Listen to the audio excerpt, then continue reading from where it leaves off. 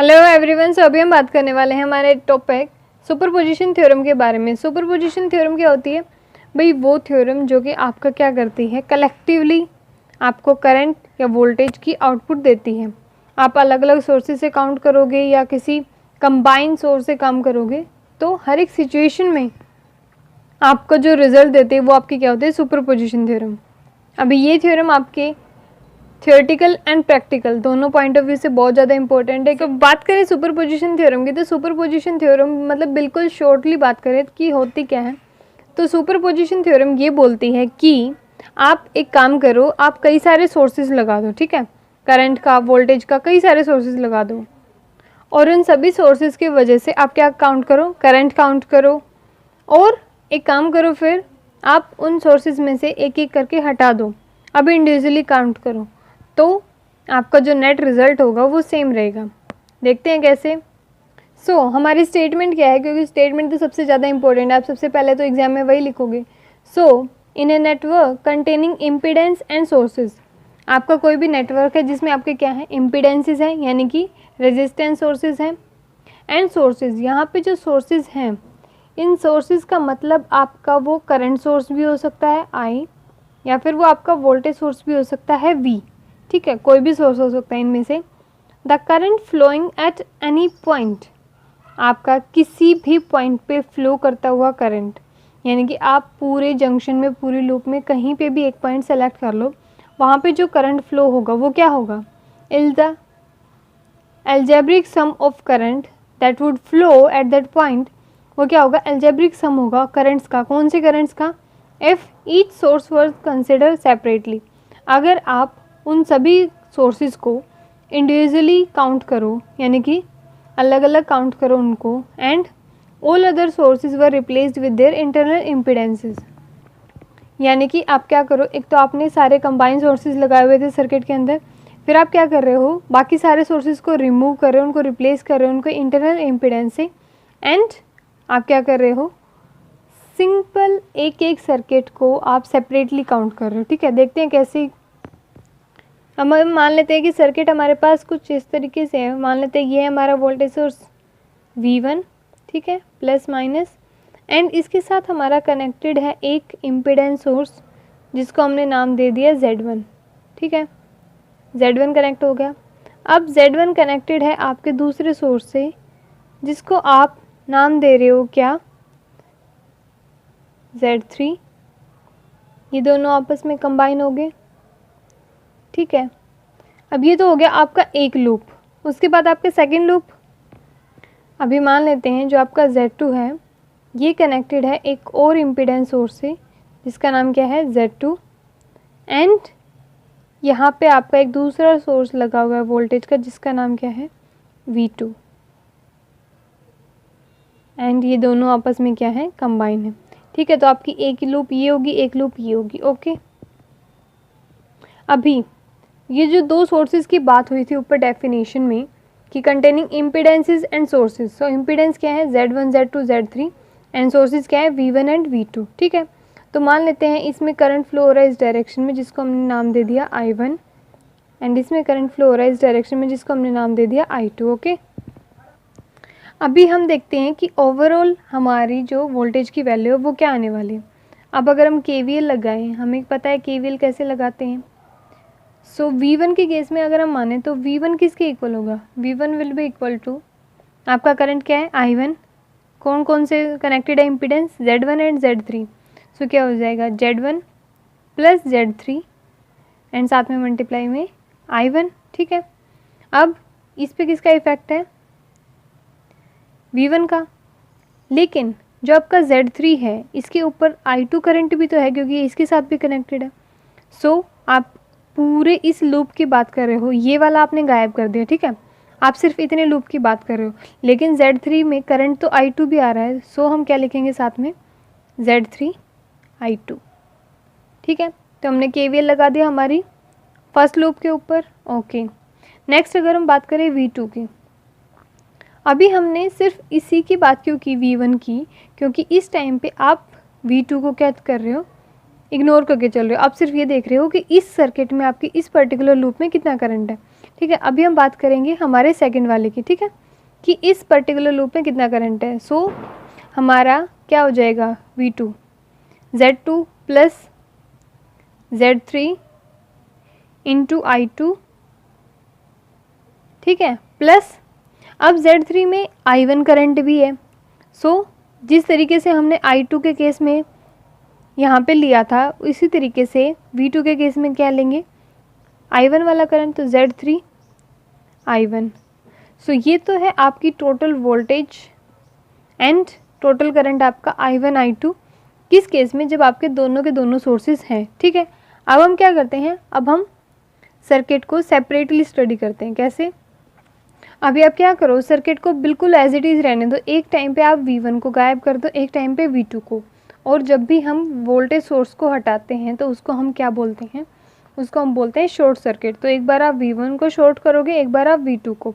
अगर यहाँ पे करंट सोर्सेज होते तो करंट सोर्सेज को हम क्या बोलते हैं, ओपन सर्किट।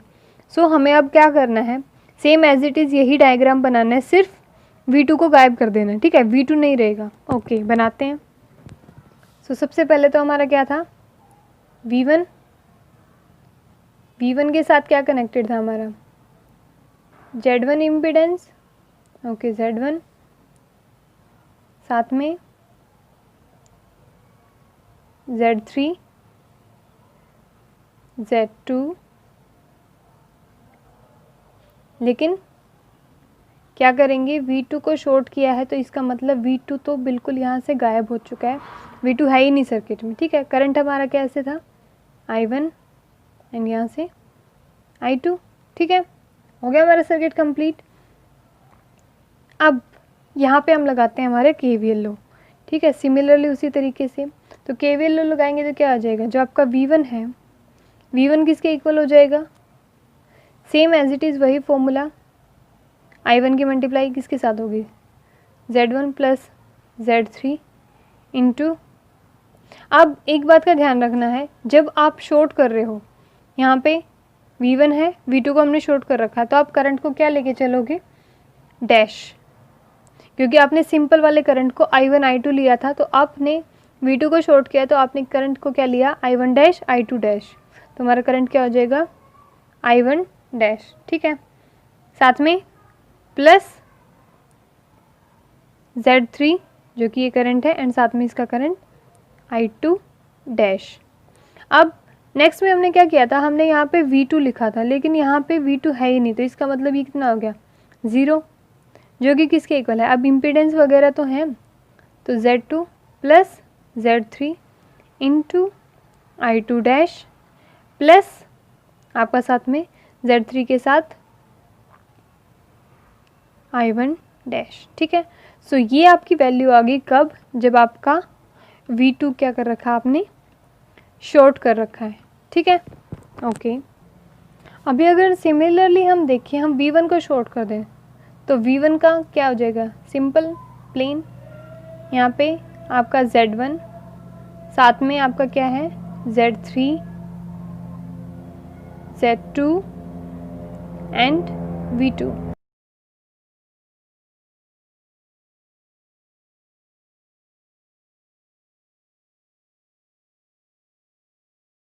नेक्स्ट जब हमने V1 को शॉर्ट किया तो हमारा सर्किट डायग्राम कुछ इस तरीके का बन गया।